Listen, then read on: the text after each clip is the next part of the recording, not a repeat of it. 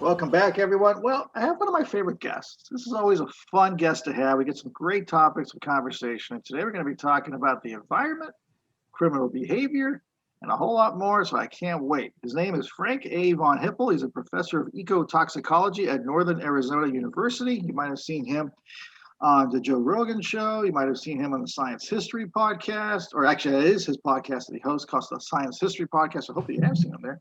He loves to write about science, both technical and general, and today he's going to give us some insight. I don't know too many people who know this world as well as he does, that's for sure. So let's welcome to the show, Professor von Hippel. Welcome back, sir. Thank you, Carlos, and please call me Frank. Frank, absolutely. It's great to have you back, and this time we're going to delve into the criminal mind. Everybody loves to know about it. So what can you tell us about the environment and the criminal mind? How can that possibly have an impact? Yeah, so actually this problem, this connection between pollution and criminality was first discovered with lead. And so the discovery that lead causes irreversible brain damage is really an old discovery, right? I mean, even back in Roman times, people knew that lead was toxic and throughout the Middle Ages. But the discovery that it was connected to societal changes in criminality, it's really something that came about over the last few decades. And the reason this came about is in the 1920s, there was a brilliant inventor named Thomas Midgley Jr., who figured out if he added tetraethyl lead to gasoline, he could make it so the internal combustion engine didn't knock. It had greater efficiency by avoiding knocking in the engine. And so that gave rise to ethyl gasoline, which is gasoline with a lead additive. And over the next really 70 years, humanity added unbelievable quantities of lead to the atmosphere by combusting leaded gasoline. So if you go back and you look at the rise in crime, in violent crime, throughout the world, but we know the data well from the United States. In the 1980s, you had this huge peak in crime, places like New York City, Chicago, Los Angeles. And then in the 2000s, the crime rate started coming down. The rates of aggravated assault, of rape, of murder started to come down. And the heads of police forces and mayors attributed this decline, first the rise in crime to crack cocaine and drug epidemics, and then the decline to the things like the broken windows policy in New York, where the smallest kind of offense would lead to arrest. And really, probably it had nothing to do with that. So if you look at the accumulation of lead in humans, our exposure mostly through this atmospheric lead coming from leaded gasoline, but also through leaded paint, lead additives in paint and lead pipes. What you see is that there's a correlated increase in lead and then a correlated decrease in lead that's associated with the rise and decrease in crime. And it's about a 20-year offset. And it's the best way to look at this is in young men. Most crime is done by young men. And so if you look at children's lead exposure, and then you put on about a 20-year delay, you get this increase in crime correlating pretty much perfectly with the increase in lead due to the use of leaded gasoline. And then in the late 1970s, we banned leaded gasoline in the United States. Other countries followed suit. And then you see over about a 20-year delay, you see crime rates coming down as the lead levels come down. And the reason for this is that lead causes this irreversible loss of IQ and increase in impulsivity and other kinds of behaviors that are associated with crime. So for males, this results in much higher levels of criminality, of violent crime. And females, it results in things like higher frequency of unwed pregnancy associated with lead exposure. So it sounds like it's causing some kind of issue with cognitive development, neurodevelopment, especially in that prefrontal cortex area. Did you find anything in regards to that? Yeah, and it's not just lead, it's also other neurotoxic metals like manganese, mercury, cadmium. There's a variety of metals that cause this kind of problem. It's just that lead drove most of the signal that we can see in the data because the amount of lead increased so dramatically from leaded gasoline. The exposure got dispersed all over the world. And then when it was pulled out of leaded gasoline, we saw this decline in lead exposure if you look at the amount of lead in the atmosphere now, and you compare it to when we were younger in the 1970s, when we were using leaded gasoline, it's less than 2% now than it was then. So dramatic cleanup of the atmosphere as a result of removing lead from gasoline. And I think, and many ecotoxicologists think, that's what drove the increase and then the decrease in crime around the world. And it wouldn't have mattered if the New York Police Department had done a zero tolerance policy or a high tolerance policy. The crime rates would have gone up and down associated with lead exposure. So we also can see it in other metals. So an example is if you go into prisons and you compare the amount of manganese in men who are in prison for violent crime, it's much higher than the amount of manganese in men who have not done violent crime. And of course, these are associations. There's many other factors that drive crime, as you well know, but this is one of the factors that we need to consider. These neurotoxic metals appear to play a role because they lead to impaired judgment and increased impulsivity in people who have high exposure levels. So I guess two questions pop up in my head. Manganese, where are they getting that from? Do we know where they're getting exposure? Yeah, so manganese is used in a lot of different applications. So for example, it's used in welding, and welders end up getting exposed to quite a bit of it. It's used in a lot of pesticides. And manganese is an interesting one because it's similar to copper and some other metals that we have to have enough because it's an essential component of our biology. So it's actually toxic if you don't have enough, but it's also toxic if you have too much. As opposed to metals like mercury, lead, cadmium, which are toxic at any concentration. There's no biological function to those. So with manganese and copper, it can lead to neurological effects at super high levels. With lead, mercury, cadmium, it can lead to toxic exposure even at low levels. Fascinating stuff. So back to the lead for a second. Was there any correlation done? Because I think we've talked about this before in regards to lead pipes. Did that also occur during that same time frame? It did. And in fact, there's a really interesting study that went back and looked at crime rates in the 1930s and 40s around the United States. And the authors compared the amount of crime to the use of lead in piping. So some cities used lead in piping and some did not. And it turned out that cities that used lead pipes had higher crime rates than cities that did not.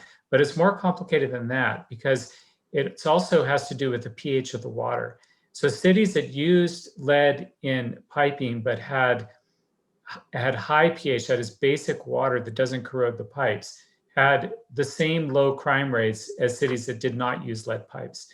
Whereas cities that used lead pipes but they had low pH, that is acidic water that would basically remove the lead from the pipes, they had the higher crime rates. So it's both the use of leaded pipes, but also whether that lead leaches from the pipes based on the pH of the water that drove crime rates. And that's just another indication that really lead does lead to criminality once those children develop into adults, because we can see it in historical records and we can see it in the overall crime statistics. It may also be responsible for the fall of the Roman Empire because they had high lead exposure from their plumbing and other sources, but a lot of it was from their plumbing. And they may have had impaired judgment that led to poor decisions that led to the dissolution of the Roman Empire. Oh, we just had a guest on a couple of weeks ago for an expert on the Roman Empire. I would have loved to ask him that question. I thought I'll send him an email, old Franz, and see what he thinks about that. That's fascinating. So just to make sure, I might have got myself confused on the lead pipe.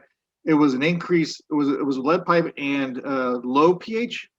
That's right. So in acidic water, you get the leaching of the lead from the pipe, which allows it to get into the water, and therefore the kids are exposed. And then when they grow up to adults, they have this greater impulsivity, lower intelligence, and basically these effects are irreversible from these neurotoxic metals, and then that can lead to the criminality. It's fascinating because, again, like we mentioned before, I do a lot of work on that developmental area. And I think manganese also causes issues with impulsivity too, if I remember correctly.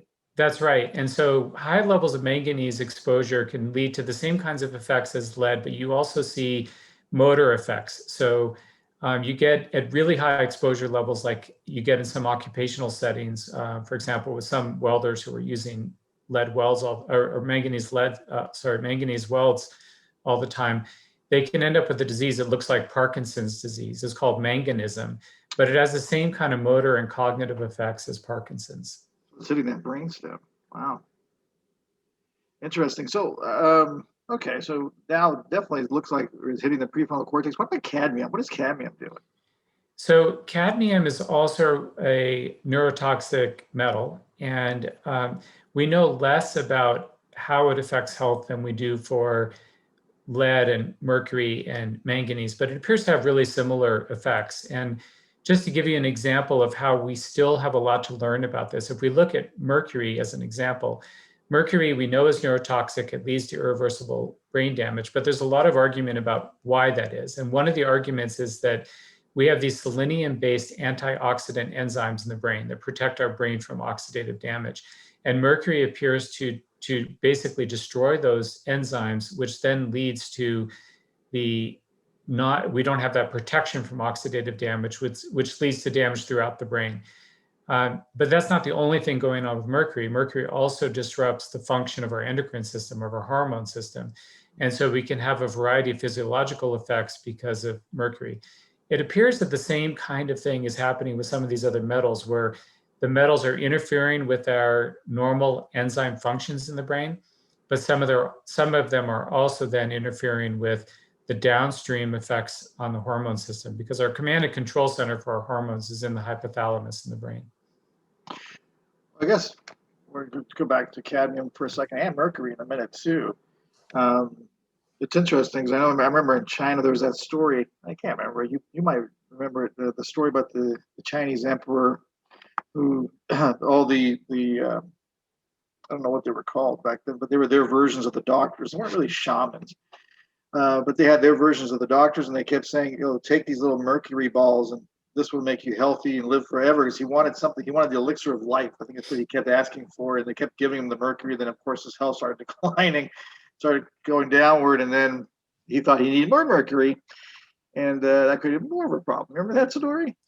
So I don't know that specific story, but there are a lot of different stories like this. For example, where people have been exposed to high levels of lead through toy soldiers or other kinds of toys that were made out of lead.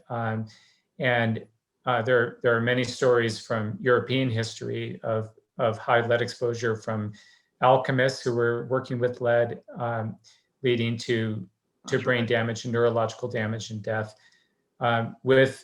With developmental exposure to mercury, so in the womb, the fetus in the womb, you end up with severe deformities. And the most famous case of this comes from Minamata Bay in Japan, where there was a company that was releasing organic mercury into the bay illegally. And this went on for decades. And this community in Minamata relied on fish from the bay for their subsistence.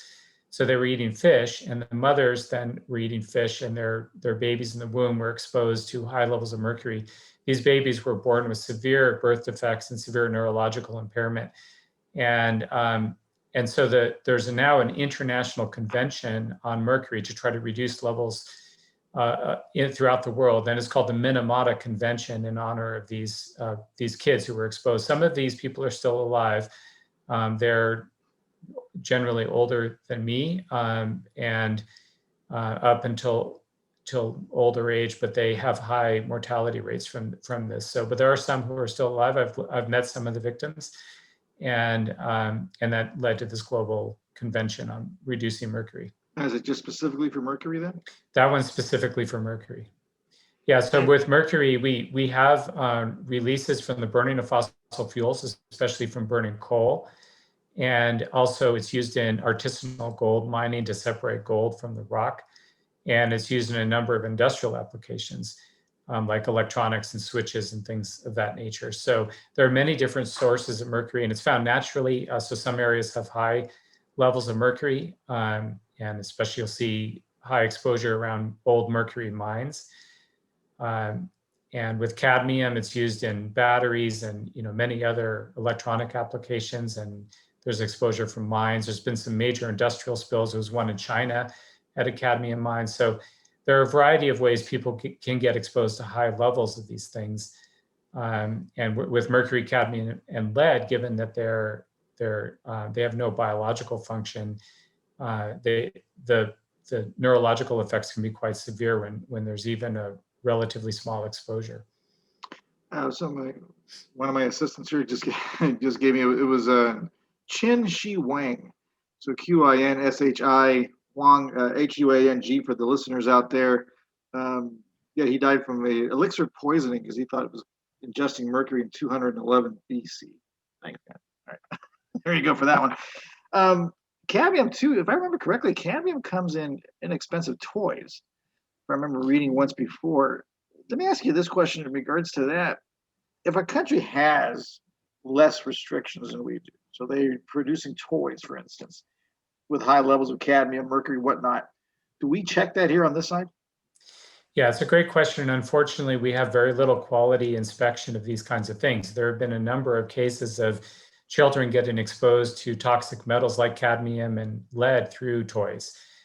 So like pewter toys that have these toxic metals in them, like lead in them. And so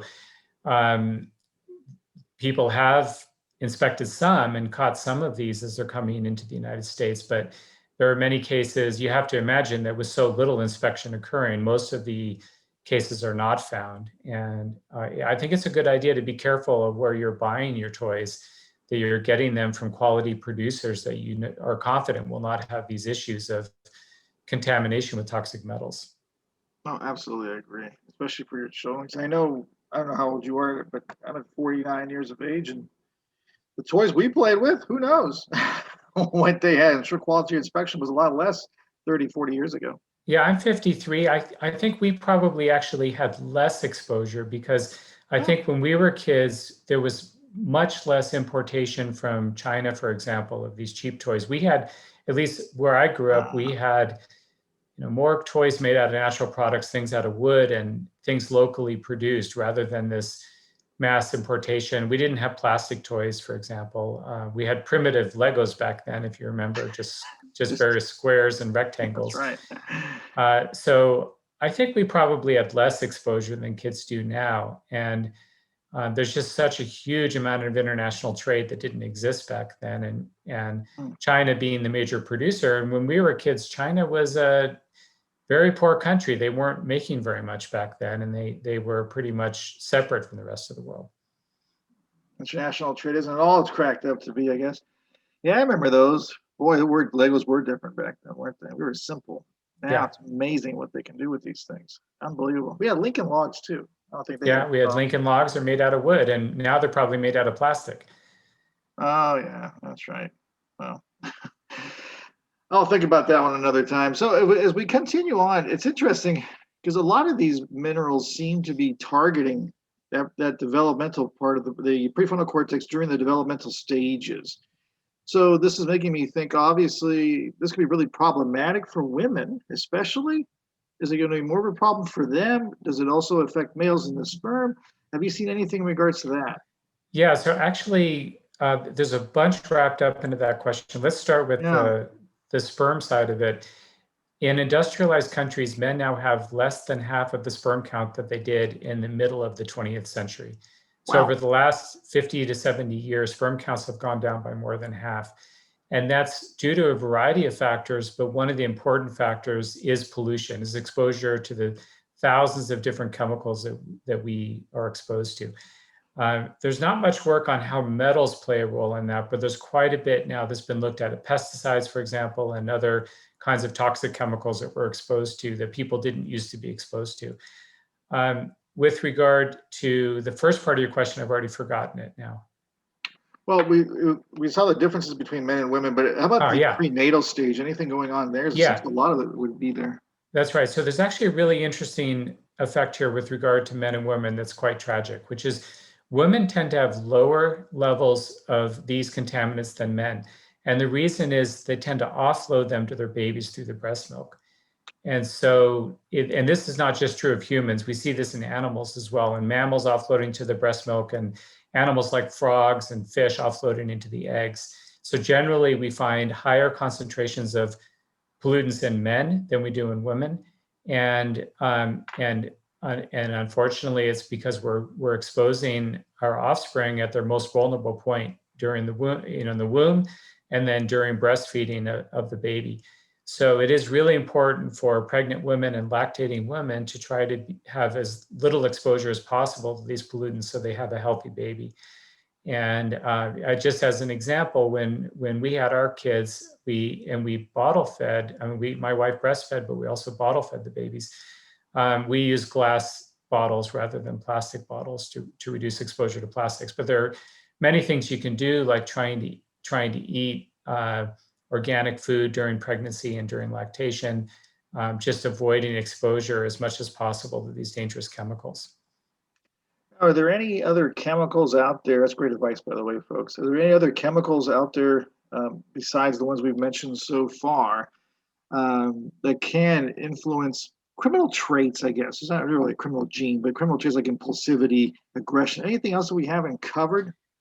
Yeah, in fact, that's a great question. And there's probably thousands of chemicals that impact the development of the brain, including things like flame retardant chemicals, such as polybrominated diphenyl ethers that are found in many products, such as computers and furniture and carpets, perfluoroalkyl substances, which are found in things like waterproofing Scotchgard and all Gore-Tex, all kinds of waterproofing materials. Now it's in our water supply and throughout much of the country and throughout much of the world.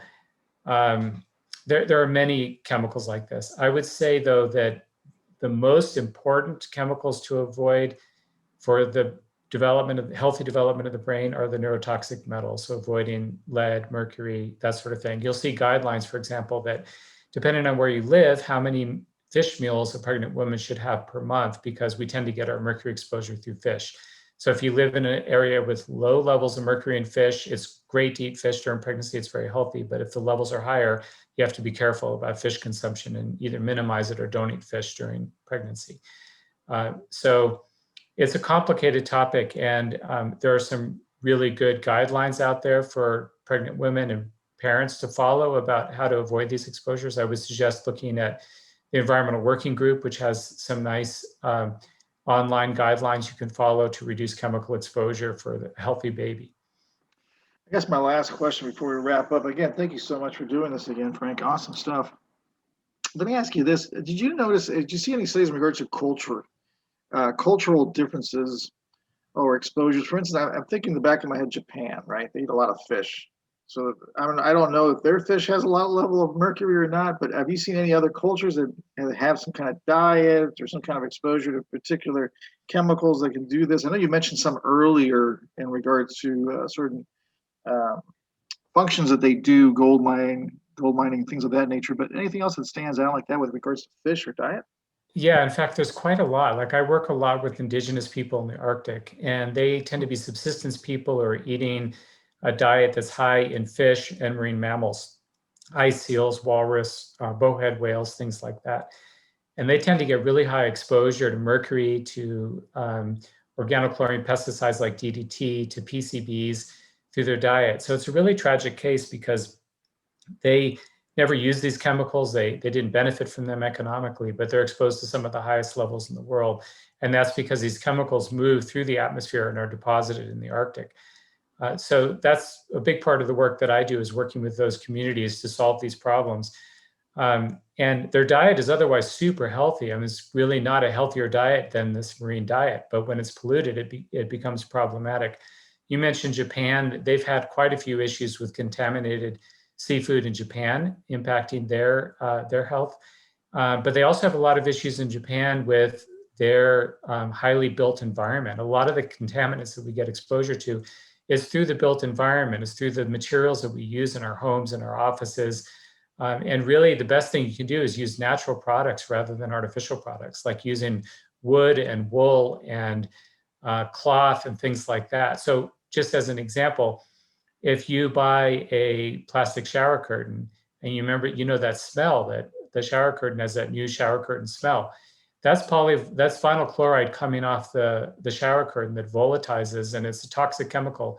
That shower curtain might lose half of its mass over the first 6 months to volatilizing the chemical into the air. Same thing with the new carpet, new car. So if you do need to install something new that's artificial, like a carpet or wallpaper or flooring or furniture, it's best to air out your house or the office until that smell is gone. Those smells tend to be toxic.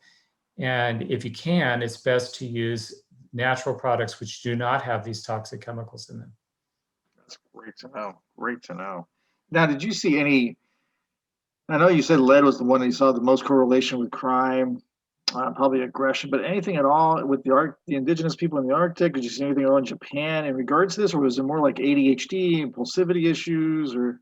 Yeah, so we don't have any data on this from the Arctic, but it's not just crime that increases. These pollutants are also associated with autism spectrum disorder. They're associated with ADHD, which goes with impulsivity. And so there's probably, you know, as a psychologist, that a lot of these psychological illnesses are increasing in prevalence throughout the world. And there's been a lot of effort to try to understand why. Part of it seems to be increased rates of diagnosis, like with ADHD, but part of it is also these pollutants. And there's excellent work now in the laboratory with animals showing that these chemicals can cause autism-like behavior in animals like mice and rats. There's also good epidemiology studies showing that there's a higher prevalence of these chemicals exposures in children that end up having ADHD and autism spectrum disorders. So there seems to be an association between pollution and many of these psychological disorders. It's such a different world than 70 years ago. There's so many variables now that can be thrown in. As you had mentioned, which I didn't think about, getting toys from here compared to other countries who may not be as restrictive on what the materials they use, exposure to TV. I mean, we can go into electromagnetic exposure as well, or some people have problems with that. Yeah, I think that, this all sounds very depressing, but the positive side of it is that you can actually reduce your exposure and the exposure of your children dramatically through your personal behavior. And there's so many things in life that we really can't impact. So you and I are not going to solve global warming. And we can try to do our piece by using less fossil fuels, but we're not going to impact the climate of the earth. But you and I can impact the health of our families by the choices we make, by what we eat, by what materials we use in our homes, by all of these things. And there's excellent sources out there on the internet and in books about how to reduce your chemical exposures. So this is something we actually can have a huge impact on our lives by what we do. It's a great, great idea. Folks, again, this is Frank A. von Hippel. You can find him on the internet. He's over there at Northern Arizona University. If you want more information, what's your website again, Frank? So I never remember it, but if you Google my name and the name of my book, The Chemical Age, you'll find it quite easily. It's a GitHub site, but gotcha, there it is. So it's Frank von Hippel, Hippel, for those on the podcast, .github, GITHUB.io. Thank you. Oh, absolutely. So you definitely want to check that out. frankvonhippel.github.io for more information. Check out his science history podcast as well. Frank, I could be here all day with you. Having a fun conversation. So much fun. Thank you again for being here. Thank you. Thank you, everyone, for listening. Make sure, if you want to support our podcast, to share and subscribe from the YouTube channel. Check out our other podcasts on Apple and Spotify. You can check out Forensic Psych. We got a new one. It's called Crime Watch Daily. It's intense. I just warn you. You could check it out. Thanks, everybody, for listening.